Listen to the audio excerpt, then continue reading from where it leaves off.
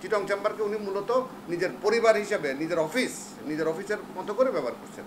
সেখান থেকে আমরা পরিত্রাণ চেয়েছি। আমরা যারা ইলেকশন করতে গেছিলাম আমাদেরকে ইভেন আমি আগেও বলছি যে আমাদেরকে নমিনেশন পেপার পর্যন্ত কিনতে দেওয়া হয়নি, অথবা নমিনেশন পেপার একবার কিনছিলাম, আমার নমিনেশন পেপার ভুল বলে আমাকে ক্যান্সেল করে দিল।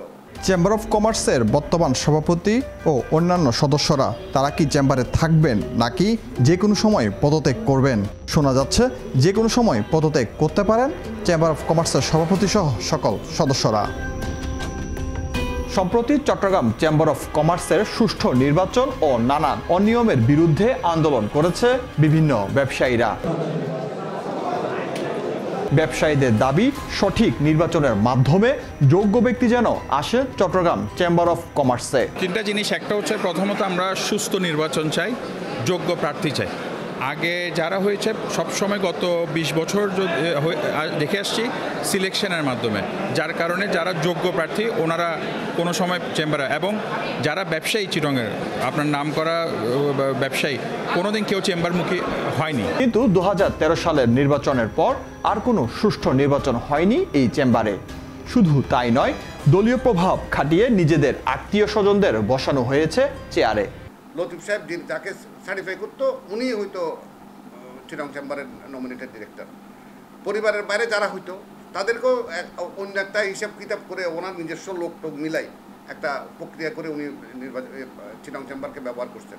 চেম্বার অফ কমার্স অ্যান্ড ইন্ডাস্ট্রির বর্তমান সভাপতি ওমর হাজ্জাজ, যিনি ছিলেন চট্টগ্রাম 11 আসনের সাবেক সাংসদ এম এ লতিফের ছেলে, তাই কোনো নিয়ম নীতির তোয়াক্কা না করেই তাকে সভাপতি পদে নির্বাচিত করা হয় বলে অভিযোগ এই ব্যবসায়ীর। ওমর হাজ্জাজ উনি তো এমপি পুত্র, ওনাদের কোনো নির্বাচন হয়নি, ওখানে কিন্তু 25 জনই সিলেক্টেড ছিল। এবং এটা আজকের প্রক্রিয়া না, এটা কিন্তু গত 5-7 বছর, মানে 2013 সালের পরে আর নির্বাচন হয়নি। 13 সালে যে নির্বাচন হয়েছে সেটাও পক্ষপাত দুষ্ট নির্বাচন।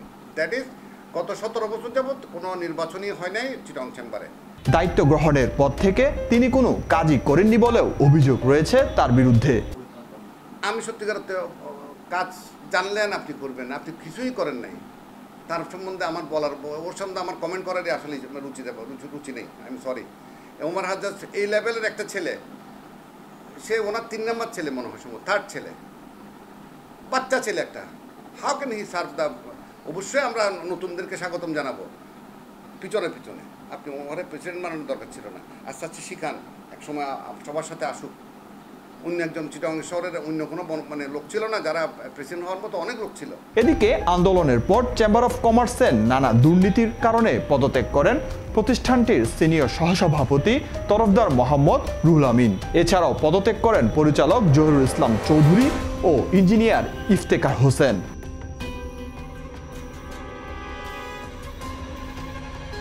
যে হাজ্জাজের উপর এত অভিযোগ সে বিষয়ে জানতে তার সাথে মুঠোফোনে কথা হলে তিনি আমাদের বিকেলে বা সন্ধ্যায় কল দিতে বলেন। আচ্ছা ভাইয়া, ওই আমি একটু ফোনে একটু কথা বলি আপনার কাছে, সাক্ষাৎ ভাই। আমি এখন একটু মিটিং এ আছি, একটু পরে ফোন দেন সন্ধ্যার দিকে। সন্ধ্যায় না ভাইয়া, বিকেলের দিকে? জি।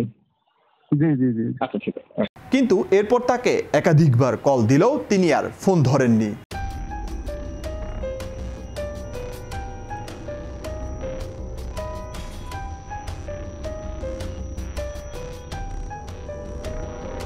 নাম প্রকাশে অনিচ্ছুক এমন আরো অনেক ব্যবসায়ী ক্ষোভ প্রকাশ করেন চেম্বারের এই একনায়কতন্ত্র প্রভাব বিস্তারের উপর।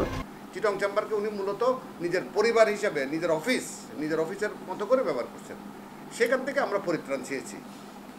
আমরা যারা ইলেকশন করতে গেছিলাম আমাদেরকে ইভেন আমি আগেও বলছি যে আমাদেরকে নমিনেশন পেপার পর্যন্ত কিনতে দেওয়া হয়নি, অথবা নমিনেশন পেপার একবার কিনছিলাম, আমার নমিনেশন ভুল বলে আমাকে ক্যান্সেল করে দিল।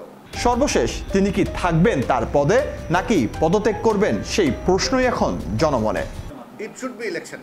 নির্বাচনের মাধ্যমে নতুন প্রতি 2 বছর পর নির্বাচন হবে। নির্বাচনে চেম্বারের প্রতিনিধি নির্বাচিত হবে এবং প্রেসিডেন্ট সেক্রেটারি 25 জন হবেন।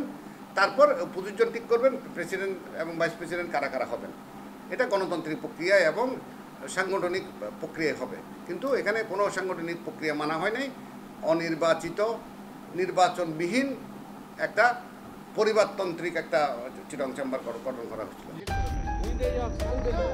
ইসা মোহাম্মদ, বাংলাধারা।